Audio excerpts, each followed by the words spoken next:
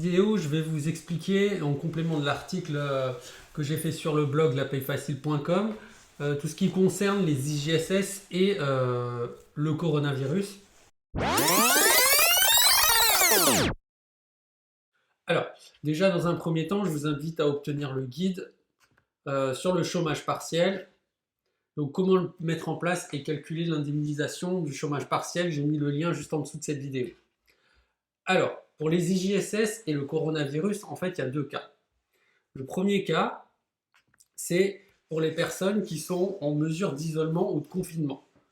En fait, c'est toutes les personnes ou toute personne en contact avec une personne infectée. C'est une personne ayant séjourné dans une zone épidémique et se retrouvant dans l'impossibilité de travailler.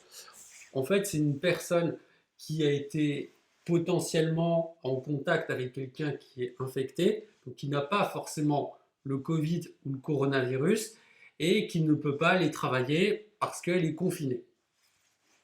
Donc ça reste le cas numéro 1. Le cas numéro 1, c'est également les personnes qui sont en garde d'enfants, c'est-à-dire les salariés qui sont contraints de garder leurs enfants. Par exemple, c'est essentiellement les parents d'un enfant de moins de 16 ans faisant lui-même l'objet d'une telle mesure. En fait, si c'est des salariés qui ont des enfants de moins de 16 ans dont l'école est fermée, donc c'est-à-dire tous les enfants, et donc ces personnes-là ne peuvent pas aller travailler parce qu'elles sont contraintes de garder leurs enfants. Donc ces personnes-là rentrent dans le cas numéro 1. Pour toutes ces personnes dans le cas 1, au niveau des IGSS, ces personnes sont indemnisées selon des conditions dérogatoires liées au coronavirus. Donc, absence de conditions d'ouverture des droits. Donc, comme vous le savez, pour obtenir les IGSS, il y a des conditions à respecter. Donc, pour toutes les personnes qui sont dans le cas numéro 1, toutes ces conditions n'existent plus. Donc, il n'y a plus de délai de carence pour les IGSS et il y a le maintien légal. Donc ça concerne le cas numéro 1. Je répète, toutes les personnes qui potentiellement ont été en contact de personnes infectées ou toutes les personnes, donc tous les salariés qui sont contraints de garder leurs enfants de moins de 16 ans, ce sont des personnes dans le cas numéro 1. Ils bénéficient des IGSS de manière dérogatoire. Ensuite, vous avez le cas numéro 2. Donc, c'est les personnes qui sont atteintes du coronavirus, donc Covid-19. En fait, c'est des personnes qui sont malades, qui ont été chez le médecin et qui ont reçu un arrêt de travail parce qu'elles ont le coronavirus.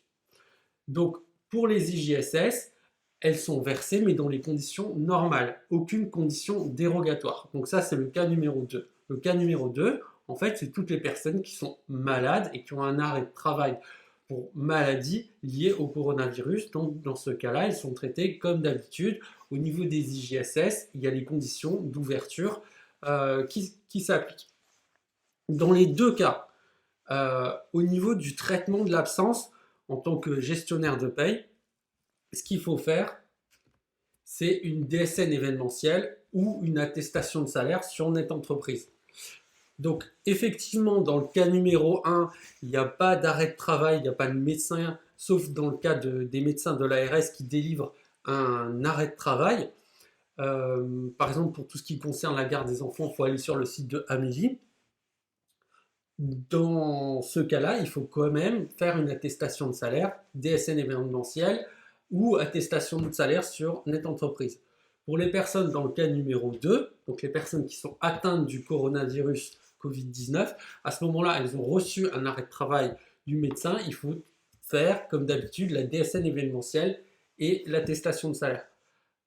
Je rappelle qu'en fait, toutes ces préconisations, tous ces cas sont juste au moment du tournage de cette vidéo. Donc si vous avez des questions, n'hésitez pas à me les poser dans les commentaires. Téléchargez le livre sur comment mettre en place et calculer l'indemnisation du chômage partiel. Et d'ici là, prenez soin de vous.